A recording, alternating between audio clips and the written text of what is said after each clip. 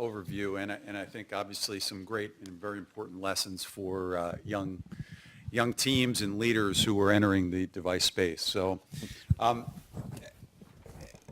we have a few minutes, and hopefully we'll leave some time as well for some questions and answers from the audience. But wondered if we can go through just a few things. One, Medtronic recently has been hit by some natural disasters. Hurricane Maria down in Puerto Rico, where you have, major manufacturing facilities, the fires in Santa Rosa.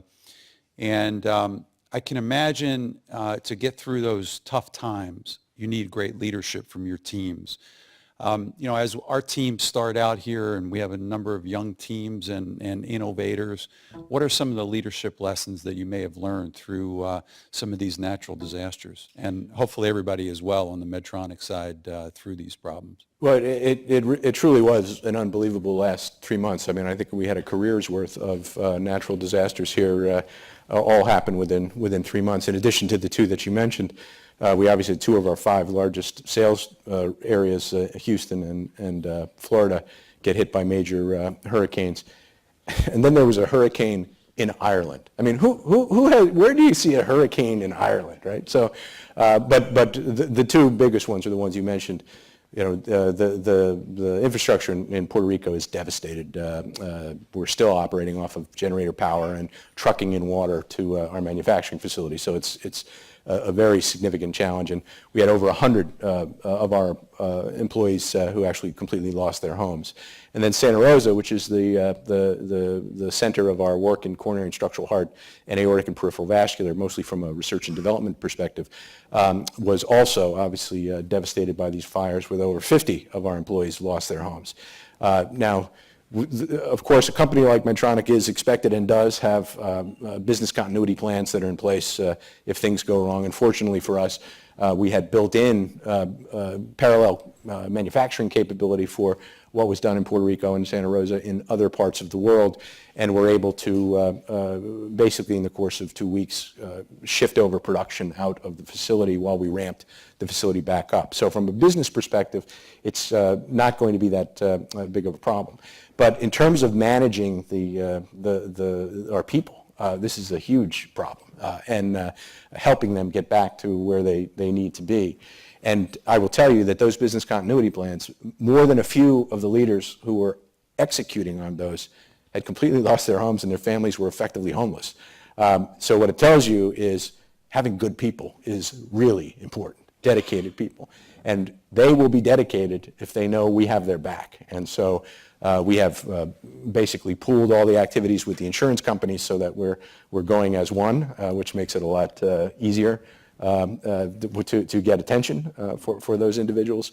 We've put temporary housing in place for everyone. We had Puerto Rico on-site daycare, on-site laundry. We flew in 100 washer dryers into the facilities that we have, because that's the only way people could get their clothes washed. So I think the lesson is you take care of the people first, and the people are going to take care of you. And of course, I guess the other lesson would be you should have good business continuity plans and make sure you can execute them. Always plan for the worst. So thank you. Great comments. I had the fortunate privilege of meeting very briefly Earl Bakken a number of years back, and I know Brian Litt has also had the opportunity. Earl started Medtronic in 1947, I think it was, in a garage. And I look where our innovators now, and you'll see this afternoon when we take a brief tour of the Penn Ovation Center. We have our innovators working in beautiful garage space, but it's not quite the same, I think, as what Earl worked in. But Earl, for those that I think may not know, developed the first wearable battery-operated external pacemaker.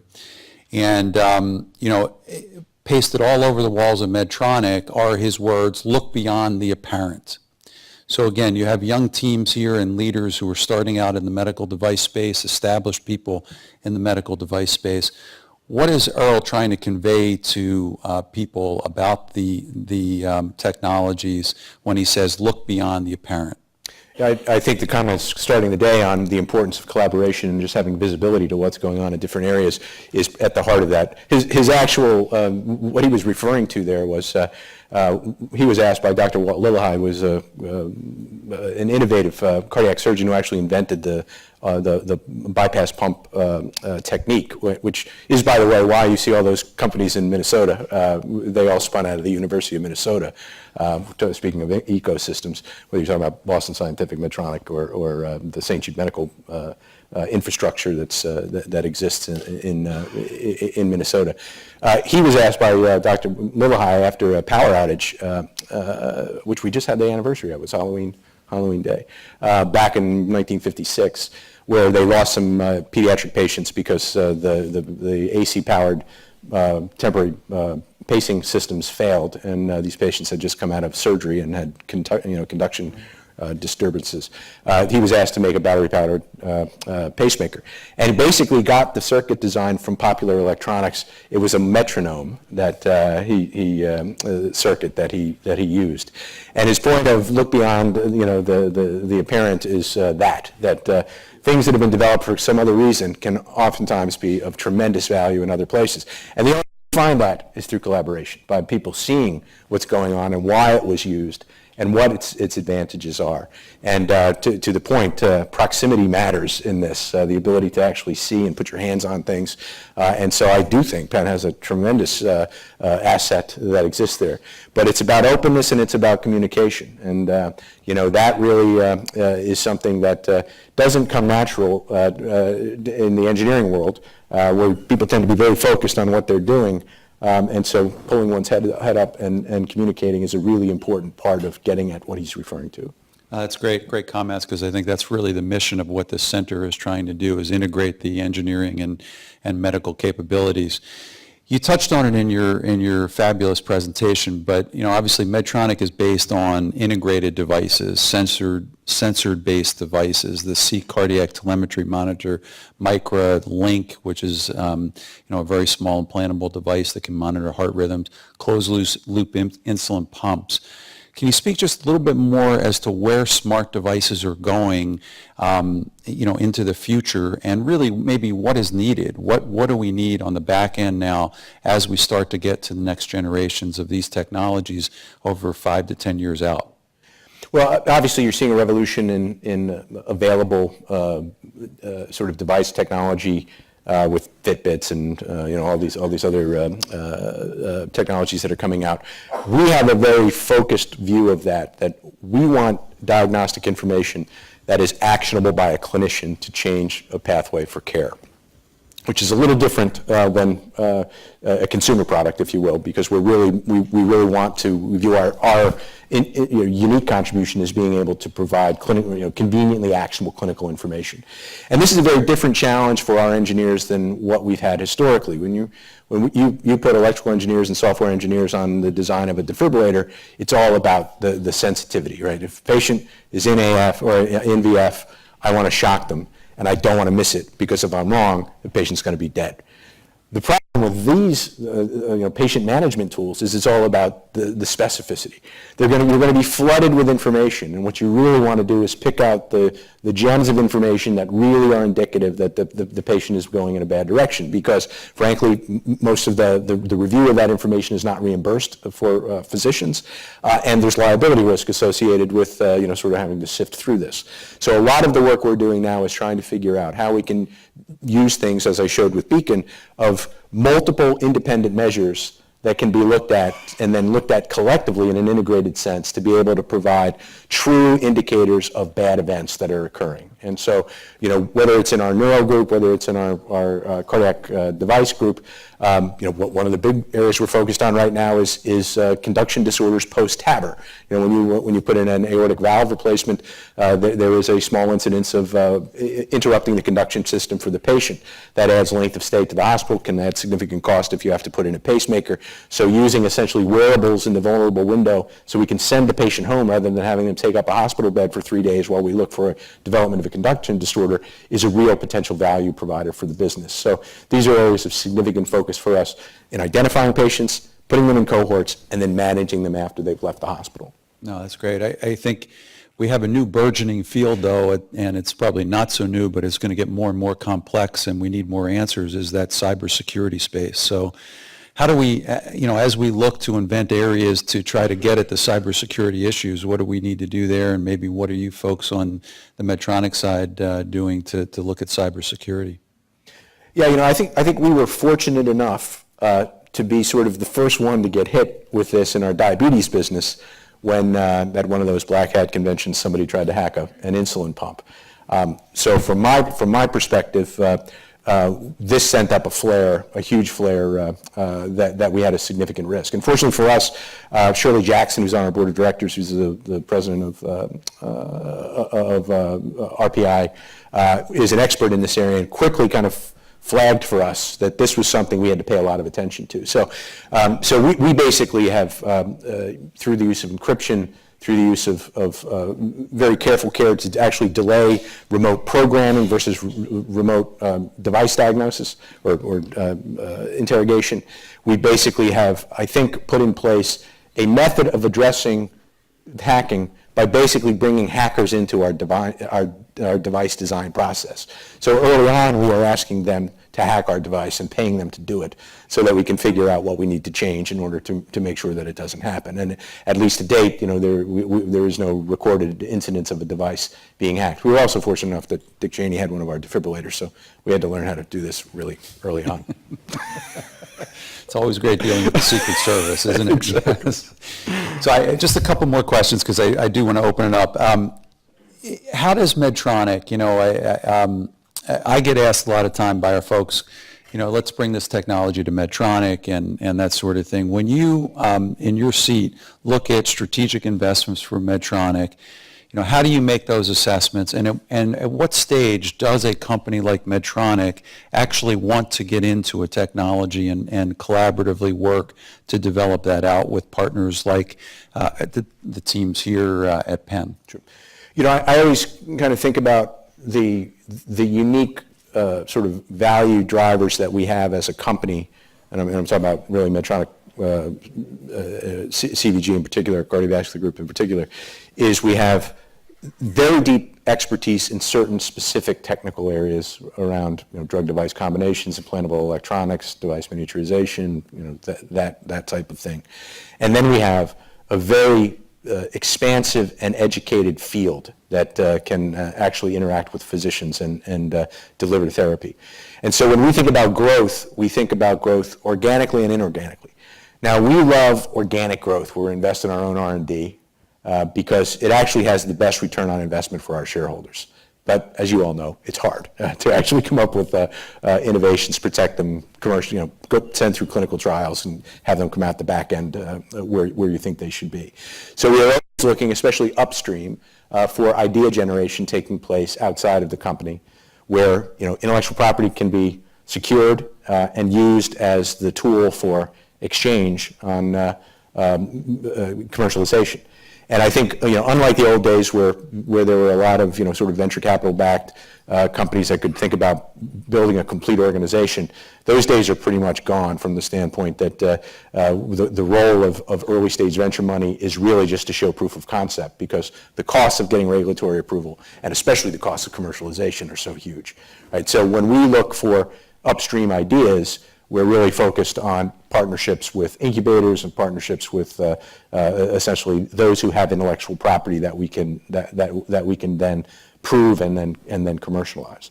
Now the other side of it is the use of acquisition is actually a valuable tool to fully exploit that latter part, that field organization that we have. But we found obviously it's much more expensive to buy a company just from a return on invested capital perspective. So we are increasingly weighting our investments internally to more transformative innovation and to sort of earlier stream licensing and incubator partnership and trying to do less of the large scale acquisitions like the Covidian transaction. Yeah. No, thanks. So a couple quick final questions. Diversity. Medtronic is huge on diversity, having been there and worked within the system. Can you speak to your thoughts on diversity and really how do we measure diversity within a company like Medtronic? Yeah, so one of the challenges of being a company that was born in a garage in Minnesota is there wasn't a whole lot of diversity up in the in the Twin Cities, unless you consider Danes very different than Swedes. It really was a very concentrated environment in terms of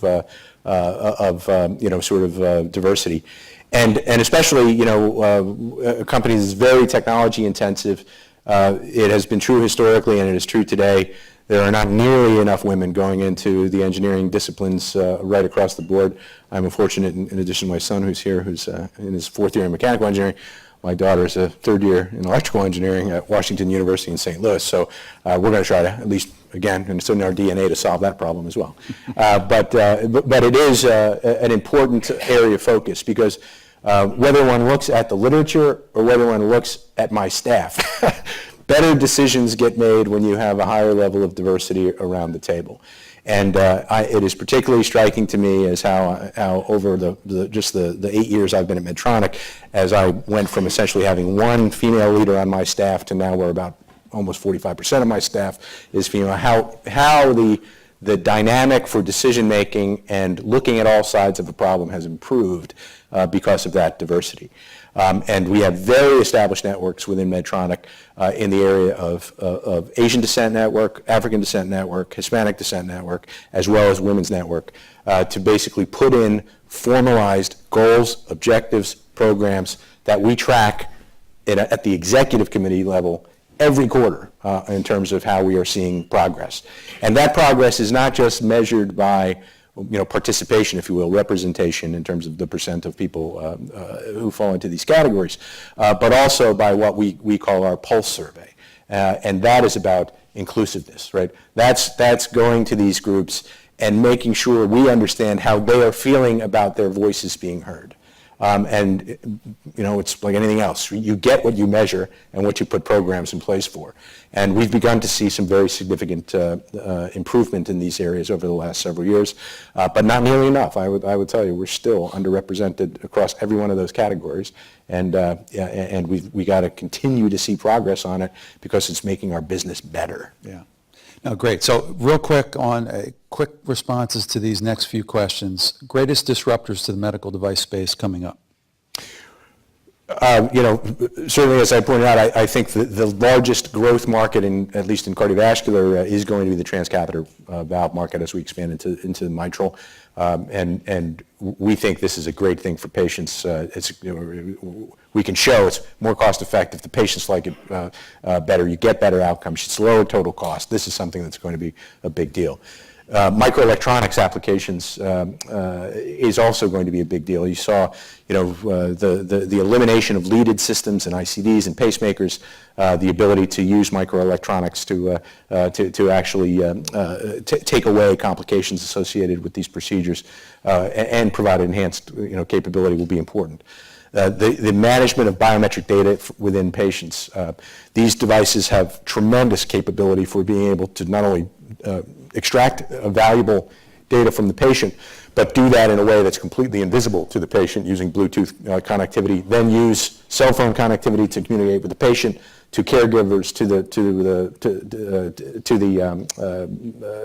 the care providers, clinicians, as we talked about with Beacon. Couple are going to be huge drivers of value as we look forward. So those would be ones. What keeps you up at night? Well, a couple things. It's the pricing, the emphasis on pricing pressures is a very big challenge for the overall business from the standpoint that we're typically seeing, 2 to 3% declines a year in the prices of pacemakers and ICDs. In the stent world, that's more like 8 to 10% declines per year in average selling price. And staying ahead of that operationally and driving your costs down is an increasing challenge. So what we have to do is continue to sort of balance our investment to create new growth markets, like the ones we talked about, TAVR, diagnostics, drug-coated balloons, things like that, that are going to actually allow us to basically make up for what will essentially be loss of profitability associated with our more mature product segments. But the bigger thing that actually causes me concern is that the rest of the world has recognized that medical devices have been skewed to U.S. company innovation and technologies. And what we're beginning to see is incentive systems being put in place by governments like China, like Brazil, like Russia, where they are trying to create their own medical device infrastructure and putting up barriers to entry for our technologies. So if you're looking for a TAVR from us or Edwards, who of course are the two by far market leaders in this area in China, don't go there before 2023 because you won't see it because of barriers that essentially have been put up to prevent our approval while the local competitors are given a pathway. And the first TAVR device from China was just approved in China. So this is a problem that's not unique to China. We see it in Brazil, we see it in Russia, we see it beginning to develop in India, and so we're rushing to develop local presence there to make local technology for those local markets. All right, great comments. Real quick, word association, just one word answer, okay? Yep. It's FDA. One word, FDA. Innovative partner, I think it's two words, but they've helped us tremendously. State of U.S. healthcare. Fragmented. Academic medical centers. Challenged. Steve Jobs. Customer focused. Another Wharton grad, Elon Musk. Gutsy. Jeff Bezos. Aggregator. Excited this year's Super Bowl? Minneapolis, Minnesota. Will the Philadelphia Eagles be playing in Minneapolis on February 4th? If it isn't the Vikings, I hope it is. All right. Vijay, did you, or John, any questions? I do. So in the context of these technology platforms and innovation, by the way, great presentation. I really enjoyed this. But in the context of technology platforms, to what extent do you see software playing a role? That's part one. And part two, as you think about, your emphasis on value-based healthcare, which is obviously the outcomes divided by cost. How do you see that shifting? So I could imagine that shifting towards software offering more value versus staying with the more conventional platforms. So I'd be curious on your take on all of this. Yeah, so software is of huge importance to us, not only for that connectivity and patient management component, but actually it's a lot more cost effective to develop a device in software, a feature capability in software, than it is to do it in hardware. And so we basically have been taking the mature segments of our market, the traditional Brady, tachy, pacing, ICD kind of market, and trying to move toward essentially common hardware platforms that we add features via algorithm development in the software, because it just is faster, cheaper, to not only to develop but to approve, and then take all of those traditional experts in mechanical design and electrical design and put them on new growth markets like LVADs. So it's going to be a huge area of focus for us.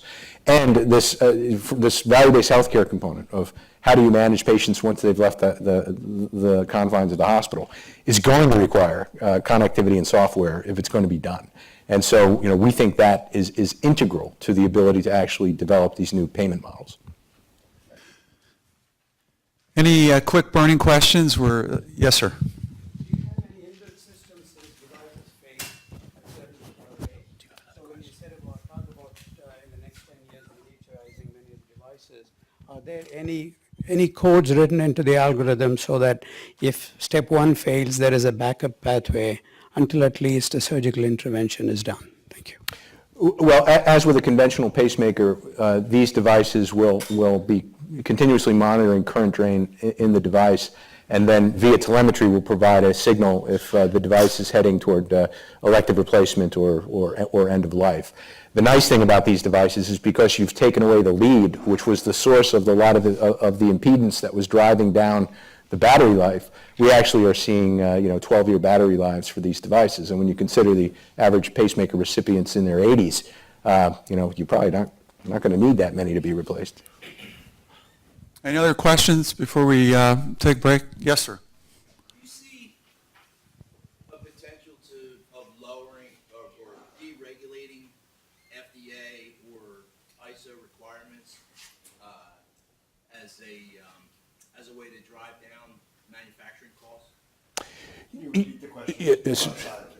So the question was whether there's an opportunity for a higher degree of deregulation coming from either ISO or FDA. And I would call it a requirement for smarter regulation from the standpoint that we in fact, today at our facility in Mounds View, Minnesota, we have a number of FDA reviewers who are being brought in to basically be stepped through our own internal qualification activities around devices, drug device combinations, as well as implantable defibrillators and pacemakers. And our objective of that discussion is to show them where what they're asking for is excessive to ensuring the safety and efficacy of the device. And frankly, where they should be asking us for data that we actually do ourselves because we want the answer to it for more general application to other competitors.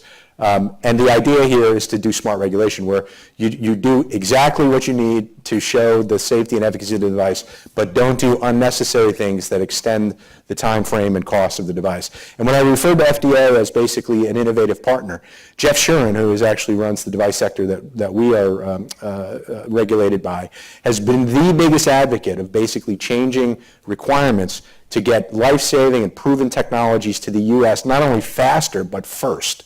And so you will see that the TAVR approvals came literally, after the initial approvals, the iterations of those devices are now happening faster here than anywhere else in the world. And it's because they've really adopted some very smart approaches to being able to not only do, ultimate approvals, but also first-in-man evaluation. So this is really an area where we've seen significant improvement by FDA. Mike, let me thank you again. Just tremendous job, and thank everybody. We're going to take about a 10 or 15-minute break and then come back in and we'll start our next session. So thank you. 25 of.